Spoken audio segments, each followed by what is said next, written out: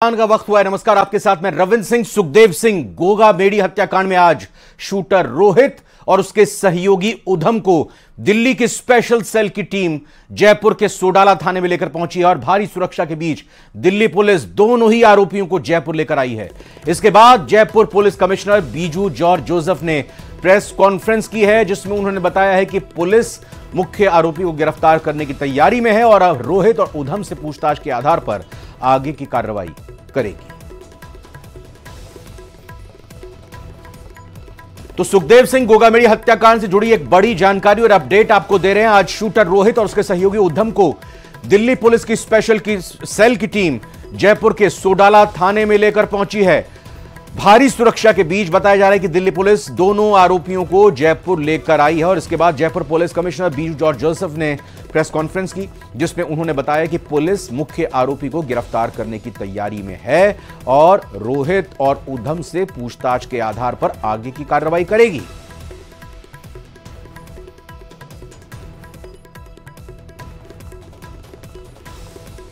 तो लगातार पुलिस के लिए एक चुनौती बना हुआ था सुखदेव सिंह गोगामेडी के हत्यारों को पकड़ना और पुलिस की तरफ से बताया जा रहा है कि चंडीगढ़ में यह गिरफ्तारी की गई है। बाकायदा पुलिस कमिश्नर जयपुर और साथ ही साथ डीजीपी राजस्थान, उन दोनों की मॉनिटरिंग में, निगरानी में पूरे ऑपरेशन को अंजाम दिया गया। इस बीच दिल्ली पुलिस की स्पेशल सेल की भी मदद साथ में सामने आई है और इस जॉइंट ऑपरेशन में इन आरोपियों को पकड़ने में कामयाबी मिली है। अब अगला लक्ष्य मास्टरमाइंड तक पहुंचना है, उसको गिरफ्तार करना है। यानी कि ये तो हत्यारे हैं या यूं कहें कि ये किराए के हत्यारे हो सकते हैं और अब पुलिस इनको किसने ये टारगेट सौंपा था, किसकी ये पूरी की पूरी मंशा थी सुखदेव सिंह गोगामेडी की जान लेने की, इस मंशा के पीछे कारण क्या था, मोटिव क्या था इस हत्याकांड के पीछे, और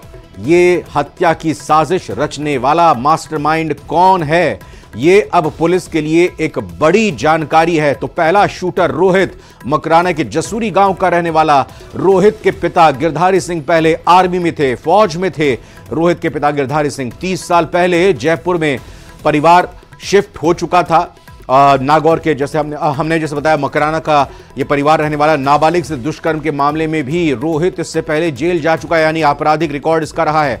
मकराना के जसूरी गांव का रोहित रहने वाला बताया जा रहा है। रोहित के पिता गिरधारी सिंह पहले फौज में थे, आर्मी में थे और उसके बाद पूरा परिवार करीब 30 साल पहले राजधानी जयपुर में शिफ्ट कर गया था। और शूटर नितिन फौजी हरियाणा के महेंद्रगढ़ का रहने वाला बताया जा रहा है। दूसरे शूटर की बात बताएं तो नितिन भारतीय सेना में 2019 में भर्ती हुआ था और इसके अलावा अभी हाल ही में वो फौज से छुट्टी पर आया था। उसकी पोस्टिंग अलवर के बहरोड में है।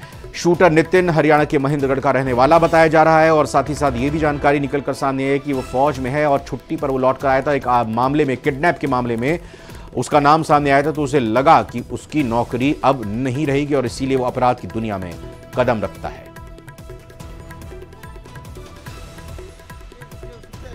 जो मास्टरमाइंड है, जो कॉन्स्पिरेटर, मेन कॉन्स्पिरेटर है, उन तक जाल बिछा रखा है। तो हमारा नेक्स्ट जो चरण है, इस पूरा एपिसोड को जिस तरह तैयार किया उन तक पहुंचे और उनको कानून के सामने लाने का है। ये सब आज के दिन में रिकॉर्ड पर जो चीज आपको कहा है, बाकी जो सूचनाएं हैं उसको चेन बाय चेन, कड़ी से कड़ी हमें स्थापित करना है फाइल में।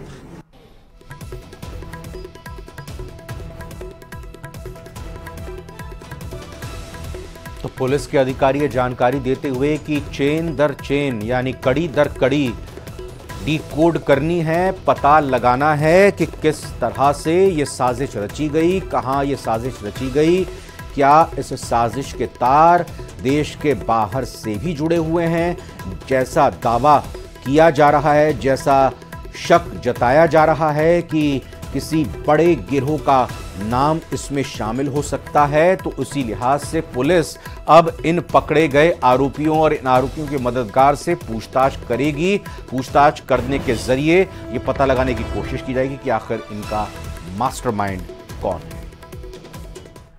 और एक ब्रेकिंग न्यूज आपको देते हैं। मध्य प्रदेश, छत्तीसगढ़ और राजस्थान, 3 राज्यों के चुनाव नतीजे आ गए, लेकिन छत्तीसगढ़ के नए मुख्यमंत्री के नाम का ऐलान हो चुका है। जी हां, विष्णुदेव साय होंगे छत्तीसगढ़ के नए मुख्यमंत्री। यह खबर निकलकर सामने आ रही है। छत्तीसगढ़ बीजेपी विधायक दल की बैठक में यह फैसला हुआ है। और कुनकुरी, जी हां, छत्तीसगढ़ की कुनकुरी विधानसभा सीट से विधायक हैं विष्णुदेव साय। 2020 में वो छत्तीसगढ़ बीजेपी के अध्यक्ष भी थे। मोदी सरकार के पहले कार्यकाल में, यानी 2014 में जब पहली बार प्रधानमंत्री नरेंद्र मोदी अपने कार्यकाल को शुरू कर रहे थे, उस दौरान विष्णुदेव साय केंद्र में मंत्री भी रह चुके हैं। ये तस्वीरें, एक्सक्लूसिव तस्वीरें ओम माथुर, जो कि चुनाव प्रभारी के तौर पर महत्वपूर्ण जिम्मेदारी उनकी तरफ से निभाई गई। फिलहाल फूल मालाओं से अभिनंदन करते हुए विष्णुदेव साय का तमाम पार्टी के दिग्गज नेता धन्यवाद, ये यूं कहें कि शुभकामनाएं देते हुए आदिवासी समुदाय से आते हैं विष्णुदेव साय। क्या वो कारण था विष्णुदेव जी को चुनने का या और कोई फैक्टर? नहीं, वो सभी विधायकों की राय से वो नेता चुने गए हैं और पूरे प्रदेश में लैंडस्लाइड विक्ट्री हुई है। इसलिए ये कहना कि ये हुआ वो हुआ गलत है। एक बहुत ही अच्छे सुलझे हुए वरिष्ठ नेता का चयन हुआ है और प्रदेश उसमें आगे बढ़ेगा। विधायक मीटिंग होगी ना? तो विष्णुदेव साय होंगे अगले मुख्यमंत्री छत्तीसगढ़ के और उनको शुभकामनाएं देने का सिलसिला लगातार चल रहा है। इस बीच आपको बता दें कि विष्णुदेव साय केंद्र सरकार में मंत्री भी प्रधानमंत्री नरेंद्र मोदी के पहले कार्यकाल में रह चुके हैं। 2020 में उनको जिम्मेदारी मिली थी बीजेपी छत्तीसगढ़ अध्यक्ष की। इसके अलावा आदिवासी समुदाय से आते हैं विष्णुदेव साय। 2020 से 2022 तक छत्तीसगढ़ बीजेपी के अध्यक्ष भी रहे हैं विष्णुदेव साय। साथ ही साथ झारखंड पे इम्पैक्ट पड़ेगा सर? आगे चले अर्जुन मुंडा की पर्यवेक्षक बनकर गए थे, उनको सुनने की कोशिश करते हैं। विष्णुदेव साय जी के नेतृत्व में अपना सर्वश्रेष्ठ देते हुए छत्तीसगढ़ की जनता जनार्दन के लिए काम करेंगे। सर, सीएम के साथ साथ क्या डिप्टी सीएम वाला भी कोई फैक्टर? नहीं, अभी यहाँ पर कोई घोषणा नहीं हुई है। आदरणीय विष्णुदेव साय जी को मुख्यमंत्री के रूप में, विधायक दल के नेता के रूप में चयनित कर लिया गया है। सर, और क्या क्या फैक्टर रहे सरगुजा में लैंडस्लाइड विक्ट्री के अलावा विष्णुदेव जी का चयन? निश्चित रूप से एक हमारे वरिष्ठ नेता है, बहुत अनुभव है उनको, वनवासी। सर, कैसा फॉर्मेशन होगा ये बता दीजिए।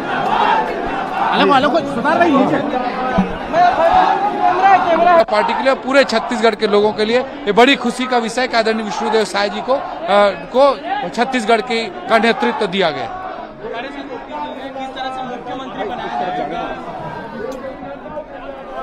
तो बीजेपी नेताओं की प्रतिक्रियाएं भी सामने आ रही हैं और आपने इन तस्वीरों में देखा भी कि पूर्व मुख्यमंत्री छत्तीसगढ़ डॉक्टर रमन सिंह भी साथ में ही मौजूद मंच पर, और वो भी फूल मालाओं से शुभकामनाएं देते हुए छत्तीसगढ़ के अगले मुख्यमंत्री को ओम माथुर को सुनते हैं। अटल जी की सरकार में मंत्री रहे हुए कार्यकर्ता, ऐसे कार्यकर्ता को चुना हमने, इससे अच्छा और क्या?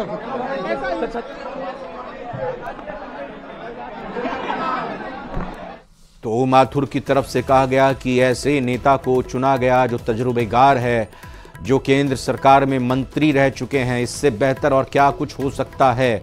जाहिर तौर पर आज पहले से ही तय थी विधायकों की बैठक और बीजेपी के छत्तीसगढ़ विधायकों की बैठक में ये आम सहमति बनी है। कहा जा रहा है कि ये फैसला लिया गया है कि विष्णुदेव साय को जिम्मेदारी अब छत्तीसगढ़ के मुख्यमंत्री के तौर पर बीजेपी की तरफ से दी गई है, विधायकों की तरफ से दी गई है।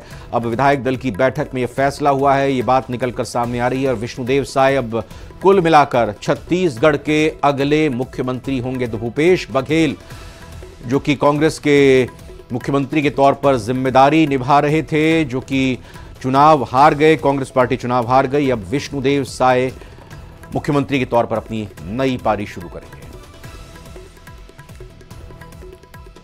और बात राजस्थान की भी करते हैं। जयपुर से बड़ी खबर है, बीजेपी विधायक दल की बैठक पर अभी भी सस्पेंस बरकरार है। विधायक दल की बैठक को लेकर सस्पेंस बना हुआ है। बैठक को लेकर विधायकों को अभी तक कोई कॉल नहीं आया है। कल बैठक होने की संभावनाएं अब बहुत कम हो गई हैं, क्योंकि मानकर चलिए अगर कल बैठक बीजेपी विधायक दल की होनी है तो अब तक कॉल आ जाने चाहिए, क्योंकि राजस्थान के दूरस्थ क्षेत्रों से जो विधायक आते हैं उनको कुछ समय जरूर चाहिए ताकि कॉल आने के बाद वो जयपुर पहुंच पाएं और विधायक की मीटिंग में शामिल हो पाएं। तो अभी तक तो कॉल आया नहीं है, तो कल की विधायकों की बीजेपी की बैठक को लेकर संशय बरकरार है। अब मंगलवार को माना जा रहा है कि विधायक दल की बैठक हो सकती है, इसको लेकर चर्चा की जा रही है। तो छत्तीसगढ़ का तो फैसला हो चुका है, लेकिन दूसरी तरफ बात अगर राजस्थान की करें तो राजस्थान में जो कयास लगाए जा रहे थे, जो खबरें निकल कर आ रही थी, उसके मुताबिक यही था कि कल बीजेपी के विधायकों की बैठक हो सकती है, लेकिन फिलहाल अभी ऐसी संभावनाएं कम दिखाई दे रही हैं कि कल विधायक दल की बैठक बीजेपी की हो। अब परसों चर्चा चल रही है कि विधायक दल की बैठक हो सकती है। संशय की स्थिति, सस्पेंस लगातार बरकरार है। सौरभ गृहस्थी हमारे संवाददाता हमारे साथ जुड़ चुके हैं। तो सौरभ, कल बैठक नहीं होगी ये तय नहीं है और परसों बैठक हो सकती है, इसकी चर्चा है। जी बिल्कुल, देखिए विधायक दल को लेकर जो वो सस्पेंस चल रहा है वो खत्म होने का नाम जो है वो नहीं कह रहा है। पर्यवेक्षक जो है वो अब तक राजस्थान नहीं पहुंचे, ऐसे में ये संभावना अब बताई जा रही है कि मंगलवार तक ही जो है वो विधायक दल की बैठक हो पाए, क्योंकि पर्यवेक्षक जो है वो राजनाथ सिंह को बनाया गया है और राजनाथ सिंह जो है वो संभवतः कल राष्ट्रपति का कार्यक्रम उन्हें जाता है, तो उस कार्यक्रम में जो है वो आवश्यक रहेगी। यह कारण माना जा रहा है कि अब तक राजस्थान में विधायक की बैठक नहीं हो पाई और कि अभी तक किसी भी विधायक के साथ विधायक की बैठक कौन जो है वो नहीं किया है। ऐसे में माना जा रहा है कि अब कल जो है वो विधायक की बैठक शायद ही हो और परसों ही जो है वो विधायक दल की बैठक जो है वो हो सकती है। और ये भी माना जा रहा है कि परसों जब विधायक दल की बैठक होगी उसके साथ ही मुख्यमंत्री के चेहरे के नाम का ऐलान भी हो जाएगा। जो पर्यवेक्षक नियुक्त किए गए हैं उनके बारे में जानकारी वो कब पहुंच रहे हैं जयपुर? देखिए अभी उनके बारे में कोई जानकारी जो है वो नहीं आई है। माना जा रहा है कल रात तक जो है वो पर्यवेक्षक जयपुर पहुंच सकते हैं और परसों सुबह करीब दोपहर में जो है वो बैठक हो सकती है और बैठक के बाद मुख्यमंत्री के नाम का ऐलान जो है वो हो जाएगा। यानी आज छत्तीसगढ़ में सीएम नाम का फैसला हो गया, कल मध्य प्रदेश में हो जाएगा और परसों राजस्थान में भी सीएम पे फैसला जो है वो पार्टी करने जा रही है। तो जाहिर तौर पर चर्चा का विषय होगा ये कि आखिर मीटिंग कब होगी, कब कॉल्स आएंगे और मुख्यमंत्री होगा कौन। ये विधायकों में भी चर्चा चल रही हुई, क्योंकि आज कुछ विधायक जयपुर में भी थे और साथ ही साथ विधायकों को यही कहा गया है कि अपने क्षेत्रों में रहें, जब मीटिंग होगी तो आपको इसकी जानकारी दे दी जाएगी। जी बिल्कुल,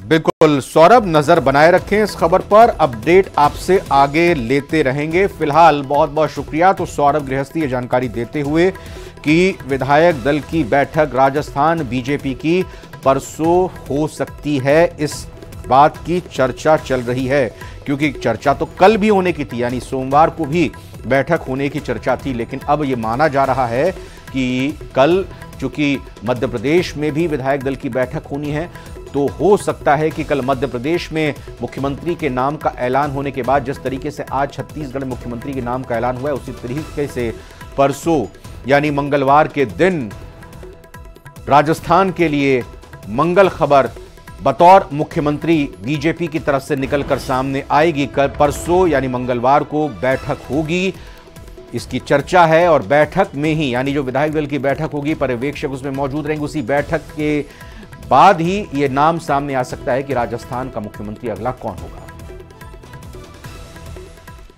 तो प्रदेश में सीएम चेहरे को लेकर अभी भी सस्पेंस बरकरार है। इधर सीएम को लेकर चल रही उठापटक के बीच बीजेपी विधायक किरोड़ी लाल मीणा देव दर्शन कर रहे हैं। सीएम के नाम के ऐलान से पहले बीजेपी विधायक किरोड़ी लाल मीणा ने न्यूज 18 से बात करते हुए कांग्रेस पर निशाना साधा। सर, आज पर्यवेक्षक आने वाले हैं, सीएम के चेहरे को लेकर अभी कयास लगाए जा रहे हैं, क्या चल रहा है? उसमें कयास में भी नहीं हो दूर दूर तक। आप मैं तो इसी ज़िले का रहने वाला हूँ। आप देखते हो मैंने आज तक कोई आपके सामने इस तरह की इच्छा भी जाहिर नहीं की। और यहाँ इसको सेंट्रल पार्लियामेंट बोर्ड और मोदी जी तय करेंगे कौन यहाँ की जिम्मेदारी को निभा सकता है। हाँ, ये बात ज़रूर है कि हमारे मुख्यमंत्री के उम्मीदवार बहुत हैं कॉम्पिटेंट। जिस किसी कॉम्पिटेंट को जिम्मेदारी देंगे उसकी अगुवाई में राजस्थान को आगे ले जाएंगे। सर विपक्ष पे निशाने पे वो गहलोत साहब ये बोल रहे हैं कि इतने दिन हो गए अभी तक सीएम का फेस के घोषणा नहीं कर सके। गहलोत साहब को मैं ध्यान दिलाता हूँ आपके चैनल के जरिए कि जब हम पार्टी से बाहर थे और 6 विधायक हमारे जीत के गए थे, जब गहलोत साहब को सरकार बनाने में 17 दिन लग गए थे। मैं गवाही हूँ जिसमें गोलमा मंत्री बनी थी। तो पहले वो उसका जवाब दे दे। देखो, प्रधानमंत्री जी भी व्यस्त हैं, अभी संसद चल रहा था और चुनाव का समय है। बड़ा सोच समझ के निर्णय लेने का काम की दृष्टि से ये कोई विलम्ब नहीं है। ये एक प्रक्रिया का हिस्सा है जिसमें हल्का फुल्का समय लग सकता है। तो इसकी चिंता गहलोत साहब को नहीं करनी चाहिए।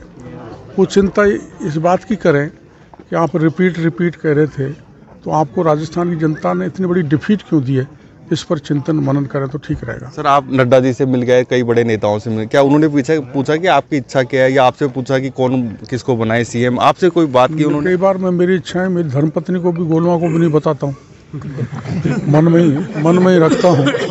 तो हमारे केंद्रीय नेतृत्व कौन क्या चाहता है वो खुद ही पढ़ लेता है और वो अपना आप उस हिसाब से इनाम देते रहते हैं काम करने के लिए। डिप्टी सीएम वाला फॉर्मूला लागू होगा सर? 2 डिप्टी सीएम की बात आ रही है। वो भी मैं नहीं बता सकता। वो केवल इस या तो भगवान बता सकते हैं या मोदी जी बता सकते हैं। 2 कुछ और खबरों का रुख करते हैं। अलवर से खबर है जहां पर कन्हैया लाल की ही तरह एक और टेलर दर्जी को धमकी मिली है। सोहन लाल जाटव टेलर को यह धमकी मिली है। पीएफआई के नाम से सोहनलाल जाटव को यह धमकी मिली है। पीड़ित सोहनलाल टेलर की चिकानी कस्बे में दुकान है। पीएफआई के नाम से डाक से एक धमकी भरा पत्र मिला है। आपको बता दें कि दर्जी को धमकी भरा पत्र 13 दिन पहले मिला, जिसे लेकर पीड़ित ने कल यानी शनिवार को रिपोर्ट दर्ज करवाई है। पुलिस को मामले की सूचना मिलते ही मामले की जांच में पुलिस जुट गई है। पीड़ित को 31 दिसंबर तक का समय मिला है। पत्र में दर्जी, सरदार और कुम्हार की 3 दुकान खाली करने की धमकी दी गई है। तो क्या कंटेंट है? पीएफआई के नाम से बताया जा रहा है कि ये लेटर आया है। सोहनलाल टेलर, मेरी बात अच्छी तरह समझ लेना, ये जो तेरी दुकान है ये जगह मुसलमानों की है। ये जो सरदार की दुकान है और रोहताश कुमार की दुकान है, हमें सरपंच और आसपास के लोगों ने बताया है कि ये सारी जगह मुस्लिम भाइयों की आपने कब्जा किया है। चिमारों ने मुस्लिम को जगह बेचकर उसके खाली करवा ली है। मुस्लिमों को धोखा दिया। अब ये नहीं चलेगा तुम्हारे से पहले धीरज से बोल रहा हूँ। आप इस जगह की सही जाने, कीमत ले लो और खाली करो। अगर खाली नहीं करोगे तो पता होना चाहिए मैं कौन हूं। पीएफआई आपको 31 दिसंबर तक का समय दे रहा है, नहीं तो पीएफआई को दुनिया जानती है। एक रात में बस से, बम से सब कुछ नष्ट कर दूंगा। पूरा कंटेंट, पूरी जो लबुलुआब है, पूरी जो बातें लिखी गई हैं इस लेटर में, धमकी के जरिए नाम पीएफआई का लिया गया है। और फिलहाल पुलिस को यह जानकारी लगी है, 13 दिन पहले पत्र मिला है और पुलिस की तरफ से अब इस मामले की जांच शुरू हो चुकी है। परिवादी श्री सोहनलाल निवासी चिकानी ने प्रकरण दर्ज कराया है कि इलेक्शन से पहले एक चिट्ठी जरिए डाक उनके यहाँ प्राप्त हुई, जिसमें उनकी जो दुकान है उसको 31 दिसंबर तक खाली करने की धमकी लिखी हुई थी। और उसके अलावा और 2 दुकानों का और हवाला था, जिसमें एक तो किराएदारी है और उसमें पीएफआई का हवाला दिया हुआ था। ये इलेक्शन से पूर्व की बात है, इलेक्शन जब चल रहा था उस दौर की बात। सन 71 से पहले तो खोखा था। सन 71 से मैंने ये दुकान का प्लॉट ग्राम पंचायत से खरीदा था। उसके बावजूद बनाने लगा तो पड़ोसियों ने कुछ वो केस कर दिया था, इसलिए पेशी पर जाते रहे। फिर हमने मिलकर आपस में राजीनामा कर लिया और उस समय से न पड़ोसी से न किसी गांव के से मेरी किसी से कोई न अनबन है, न कोई खटास है, न कोई।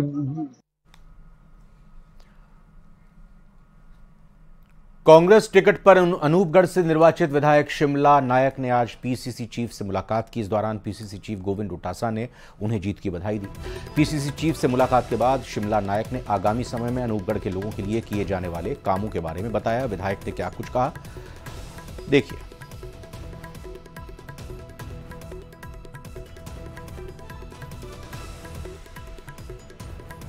जिन्होंने मुझे टिकट देकर जनता के बीच में भेजा, और सेकेंडली कि मैं मेरी अनूपगढ़ विधानसभा के मेरे बड़े बुजुर्ग हैं, मेरे भाई हैं, जो मेरे मतदाता सभी को धन्यवाद देती हूँ कि उन्होंने बहुत अच्छे मार्जिन से लगभग 38,000 में विजय होकर आई हूँ। तो मेरी प्रायोरिटी पहले हमारे जो हनुमानगढ़ गंगानगर हमारा डिस्ट्रिक्ट है, जिस क्षेत्र से मैं आती हूँ, सिंचाई पानी का मुद्दा रहता है। तो पहली प्रायोरिटी मेरे सिंचाई पानी का जो हमारा रेगुलेशन है, जो सिंचाई से संबंधित मेरी समस्या है, उनको प्राथमिकता से हमारी जो रेगुलेशन की मीटिंग होती है उसमें उठाना।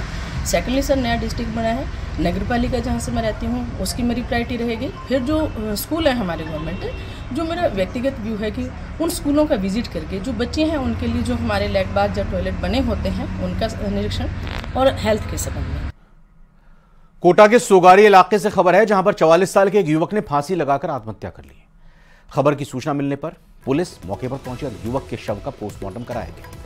फिलहाल आत्महत्या के कारणों की स्पष्ट जानकारी नहीं मिल पाई है, लेकिन परिजनों के अनुसार युवक पिछले काफी समय से बीमारी के चलते परेशान था और अक्सर तनाव में रहता था, जिसके चलते युवक ने एक कदम उठाया है। बहरहाल पुलिस ने मामले की बारीकी से जांच शुरू कर दी है।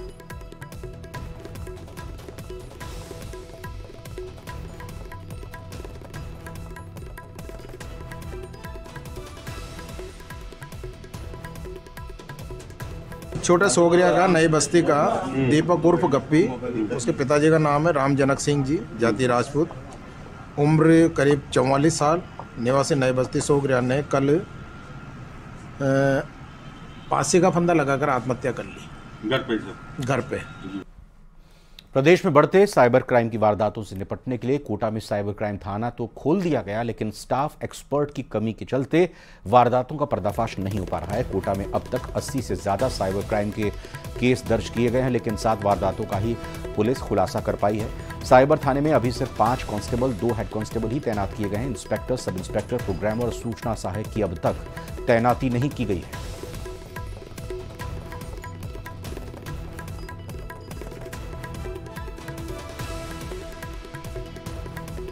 कोची नगरी में साइबर क्राइम व ऑनलाइन ठगी की वारदातों में लगातार इजाफा हो रहा है। हालांकि कोटा में साइबर थाना खुल चुका है, लेकिन मेन पावर की कमी के चलते कई वारदातों का खुलासा नहीं हो रहा है और आम जन को खासी परेशानियों का सामना करना पड़ रहा है। लगातार हो रही वारदातों के बाद पुलिस के अपराध नियंत्रण के दाव पर भी कई बड़े सवाल खड़े हो रहे हैं। कोटा से न्यूज 18 राजस्थान के लिए ओम प्रकाश मारू। जैसलमेर के राजमथाई में सड़क हादसे में एक युवक की मौत हो गई। बताया जा रहा है कि युवक लकड़ी लेकर ट्रैक्टर से राजमथाई गांव की तरफ जा रहा था। इसी दौरान मोबाइल से रील बनाते समय सड़क हादसा हो गया और ट्रैक्टर सवार युवक अचानक से नीचे गिर पड़ा। युवक को गंभीर हालत में अस्पताल में लाया गया, जहां डॉक्टरों ने उसे मृत घोषित कर दिया। पुलिस ने परिवार वालों को सूचना दी है। परिजनों के आने के बाद शव का पोस्टमार्टम कराया जाएगा।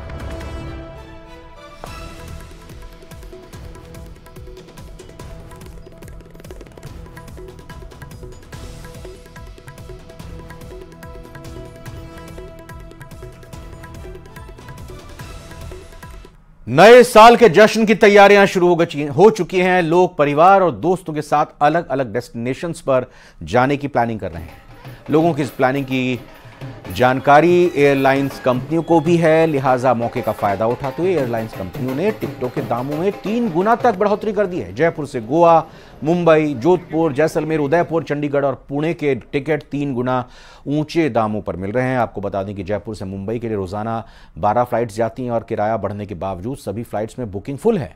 एयरलाइंस के किरायों पर नियंत्रण के लिए डीजीसीए नजर रखती है, लेकिन नए साल पर अचानक किरायों में बढ़ोतरी के बाद भी डीजीसीए ने अपने आंखें मानो मूंद रखी हैं। यह कोई पहला मौका नहीं है जब एयरलाइंस कंपनियां मौके का फायदा उठा रही हों, बल्कि दिवाली, होली, छठ के मौके पर भी एयरलाइंस कंपनियां यही करती हैं।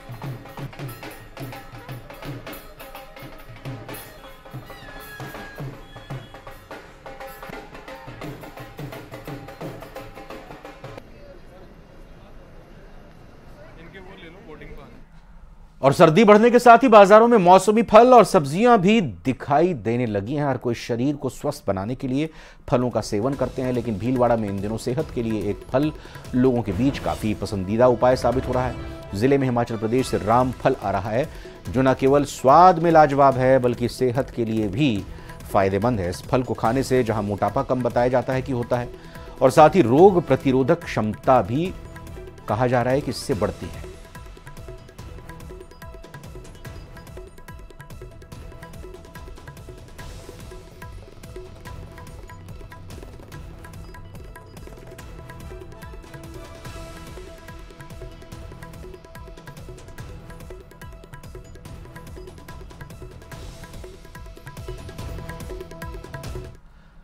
डीडवाना में सफा एजुकेशन एंड वेलफेयर सोसाइटी की ओर से हर महीने 70 गरीब परिवारों को 1 महीने का राशन निःशुल्क दिया जाता है।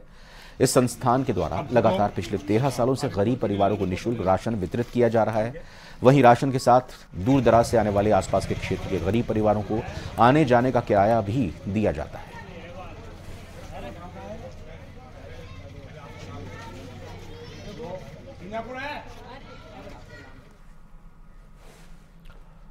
इसी खबर के साथ फिलहाल महारो